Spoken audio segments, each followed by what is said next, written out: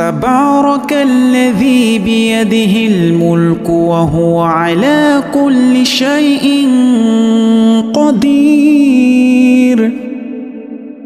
الذي خلق الموت والحياة ليبلوكم أيكم أحسن عملا وهو العزيز الغفور.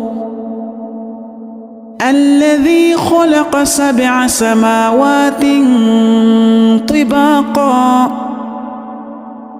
ما ترى في خلق الرحمن من تفاوت فارجع البصر هل ترى من فطور ثم ارجع البصر كرتين ينقلب إليك البصر خاسئا